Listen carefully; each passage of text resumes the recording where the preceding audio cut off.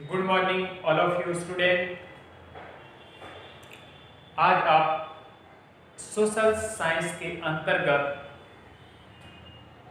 History chapter 2 second chapter का आप अध्ययन करेंगे। आज इससे पहले हमने हिस्ट्री का, ज्योग्राफी का और पॉलिटिकल साइंस का एक एक चैप्टर पढ़ा लिया है और आज हम सेकंड चैप्टर हिस्ट्री का अध्ययन करेंगे। इसमें आपको मैंने ऑलरेडी एक वीडियो पहले डाला था। मैंने फर्स्ट में जब इंट्रोडक्शन दिया था हिस्ट्री के बारे में, तो उसमें मैंने बहुत ही डिटेल से समझाया है कि पहले के जो प्री हिस्ट्री है उसमें किस प्रकार से पार्ट बने हुए हैं। वो वीडियो आप अच्छे से देख लें। उसमें प्री हिस्ट्री के बारे में पार्ट बने हैं जिसमें दिया गया है कि सबसे पहले दिया गया है पैलेयोलिथिक एरा, मेसोलिथिक एरा और लियोलिथिक एरा। तीन पार्ट में बांटा गया है कि पूर्व पाषाण काल, मध्य पाषाण काल एवं नव पाषाण काल।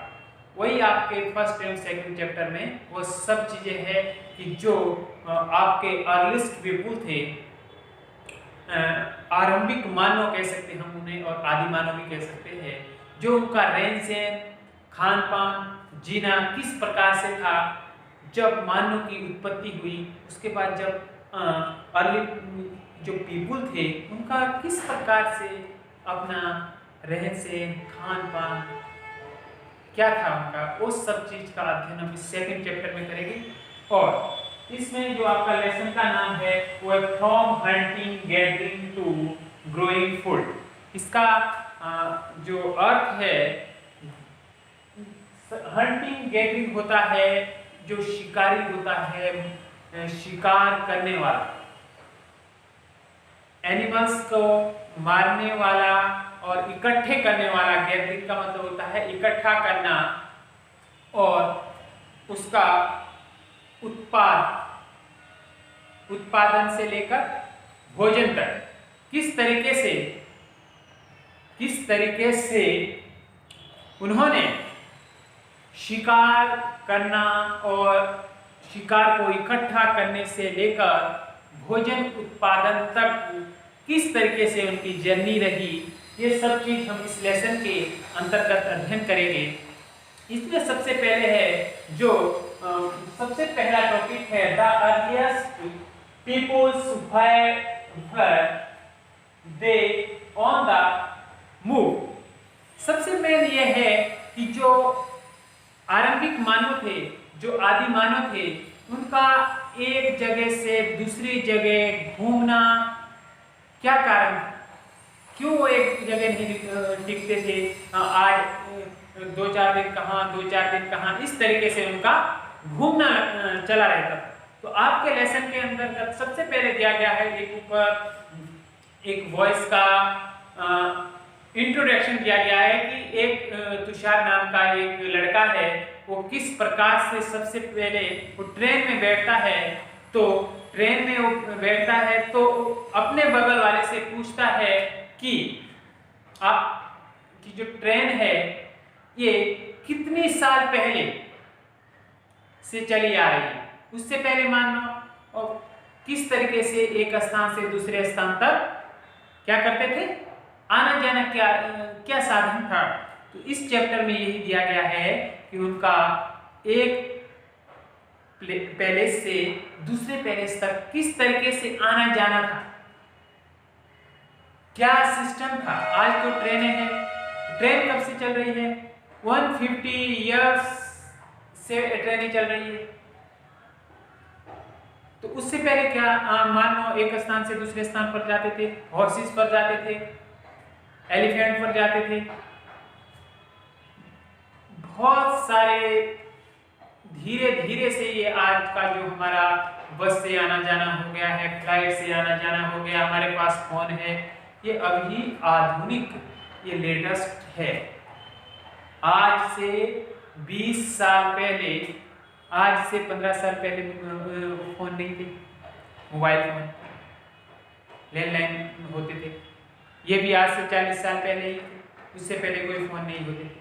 तो वही चीज है इसमें दिया गया है कि जो आरंभिक मानव थे, जो हमारे आदि मानव लोग थे वो किस तरीके से अपना जीवन यापन करते थे, इसमें ये दिया गया है।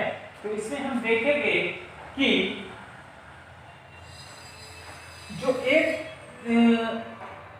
स्थान से दूसरे स्थान तक उनका एक मूव करना था, उसमें मेन कारण ये था कि जो उनका शिकार करना, हंटिंग गैदरिंग था, जो उनका आखेट संग्रह कहा जाता है इसे, ये टफ वर्ड है, लेकिन आपको हंटिंग शिकार करना है, इकट्ठा करना होता है हंटिंग गैदरिंग। यही आपका लेसन है। इसमें ये दिया गया है कि वो किस तरीके से शिकार करते थे, फिर उसको इकट्ठा करते थे और अपना भोजन करते थे।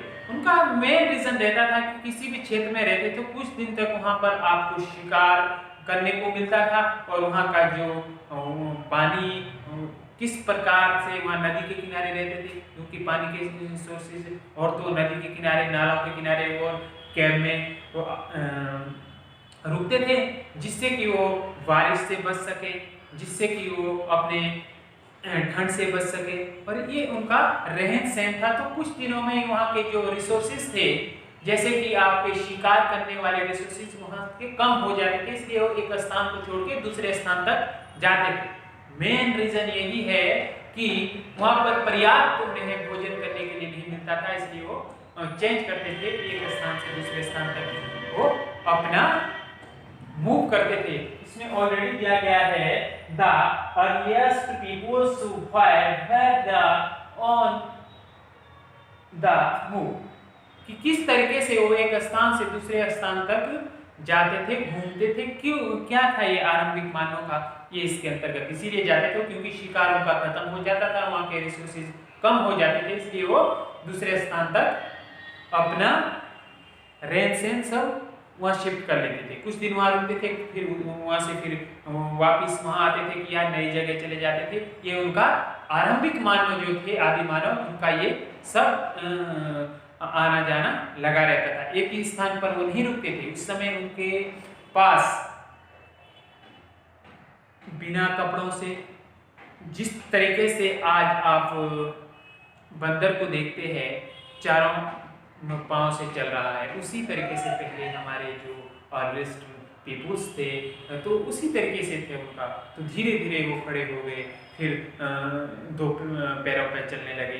तो धीरे धीरे मानव का विकास हुआ, एकदम से तो नहीं हुआ। पहले वो कच्चा मांस खाते थे, धीरे धीरे उन्होंने अपना मेसोलिथिक एरा में आपका आग का आविष्कार हुआ, तो फिर उसके बाद उन्होंने अपना भून के खाने लगे।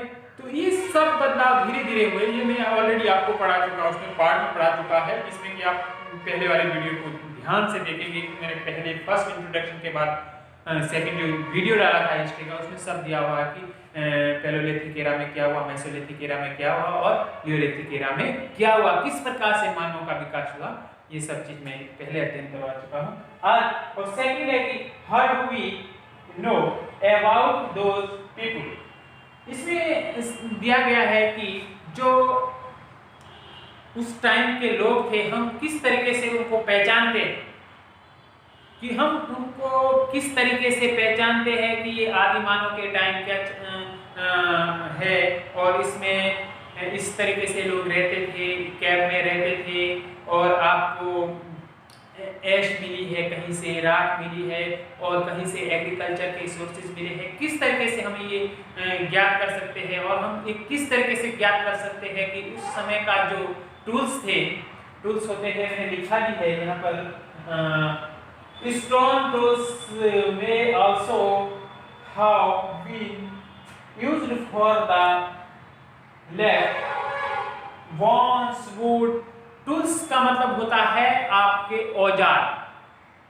टूल्स उस समय किस तरीके के थे, स्टोन के थे, और आपके बोन के थे, आप हड्डियों के थे, और आपके वुड लकड़ियों के थे।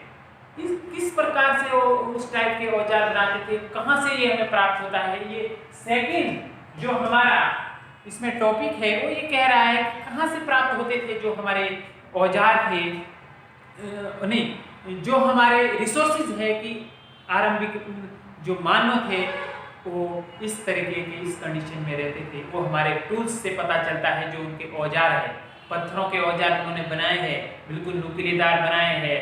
और उस समय पत्थर ही होता था, पत्थर से वो अपना फल, सब्जी, मांस, जो भी है मीट काटना होता था, उसके लिए उनके पास क्या थे? पत्थर थे। पत्थर भी कई प्रकार से थे, बोन्स के बनाए थे उन्होंने, हड्डियों के पत्थर बनाए थे, जो जानवर की हड्डी थी उससे पहले बिल्कुल बनाए थे। और स्पेशली मारने के लिए, हंट करने के लिए उन्होंने स्टोन के क्या बनाए थे? टूल्स बनाए थे, औजार बनाए थे। तो इस तरीके से जो औजार है वो आज भी विद्यमान है। पत्थर है, पत्थर गलता नहीं है, अच्छा स्ट्रॉन्ग पत्थर हो तो गलता नहीं है। आप वुड को कह सकते हैं कि जो लकड़ी है वो सड़ गल सकता है, लेकिन मेन जो टूल्स और बोन्स, जो हड्डियां हैं और जो आपके स्टोन है, उसके जो टूल्स मिले हैं वो आज भी विद्यमान है। वहीं से हमें पता चलता है कि आदि मानव का जो रहन सहन था, जो उनका हंटिंग गैदरिंग करने का तरीका था, वो किस तरीके से था। तो उसमें ऑलरेडी उससे पता चलता है हमें, उनके औजारों से, टूल्स से पता चलता है कि किस प्रकार से उनका जीवन यापन था, वो शिकार किस हिसाब से करते थे, वो कैब में रहते थे। अब कैब आप समझ रहे हैं कि जो गुफा है उसके अंतर्गत उन्होंने चित्रण किया है, क्या क्या है? पेंटिंग बनाई है, काट के, स्टोन को काट के उन्होंने पेंटिंग बनाई है। उसमें दिखाया गया है कि एक इंसान किसी जानवर के पीछे भाग रहा है, शिकार कर रहा है, उसका उस तरीके से दिखाया गया है। तो ये हम लगा सकते हैं आइडिया कि उस समय जो मानव उस गुफा में रहते थे, कैब के अंदर रहते थे, तो उन्होंने चित्रण भी किया है। इसका मतलब वो इस तरीके से जानवर को मारते थे।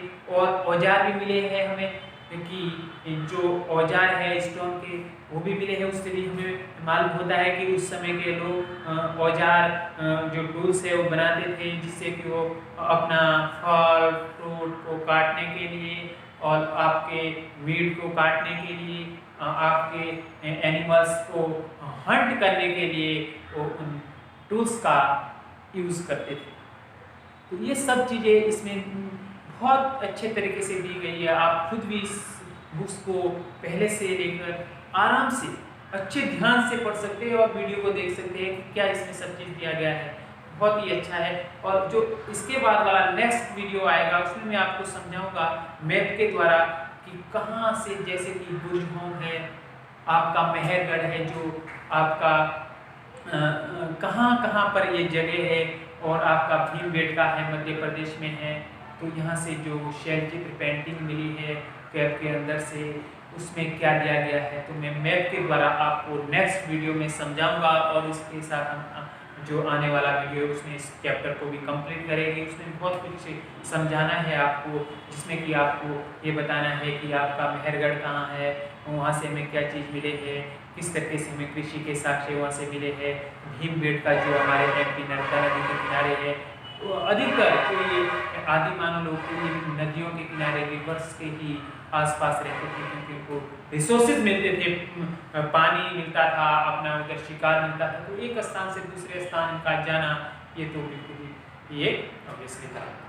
जो एविडेंस मिले हैं वो किस तरीके से मिले हैं, और ये आपके मैप के द्वारा मैं आपको समझाऊंगा। जो एविडेंस होते हैं आपके, हमारे जो प्रूफ है कि कहाँ से हमें, जैसे ऐश मिला है दक्षिण भारत से, कुरनूर से मिला है, जैसे हमें इनाम गांव से क्या चीज़ मिली है, राख के ढेर मिले हैं। तो ये क्या मालूम होता है कि वो जानवर उनके पास ना आए, रात को आग जलाते थे, बहुत बड़े बड़े पेड़ में वहाँ पर लकड़ी इकट्ठा करके आग जलाते थे, और वो उसमें जानवरों को भूनते थे, उसके बाद उनको खाते थे।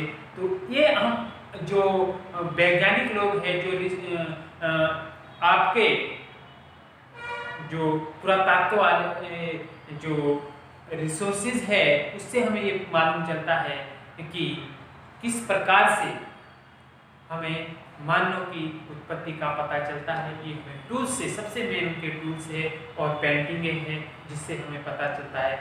नेक्स्ट वीडियो में मैं आपको मैप के द्वारा समझाऊंगा कि हमें कहाँ कहाँ से कृषि के साक्ष्य मिले हैं, कहाँ से हमें पेंटिंग्स के जो और साक्ष्य मिले हैं, और कहाँ से हमें ऐश के जो आपकी राख है उसके साक्ष्य मिले हैं। तो इस प्रकार से मैं इस चैप्टर को आपको अच्छे से रीड कराऊंगा, पढ़ाऊंगा, जिससे कि आप आने वाले जो आपके एग्जाम है उसमें आप अच्छा परफॉर्मेंस कर सकें। इसके बाद मैं आपका टेस्ट लूँगा, आप उससे ध्यान से पढ़ें और सभी बच्चे अपना होमवर्क पूरे करने की कोशिश करें, क्योंकि आपको बहुत दिक्कत हो जाएगी। आगे हम बढ़ते रहेंगे, पढ़ाते रहेंगे, और पीछे वाला काम जो बच्चा छोड़ रहा है उसके लिए बहुत भारी पड़ जाएगा कि यदि पूरा काम नहीं होगा।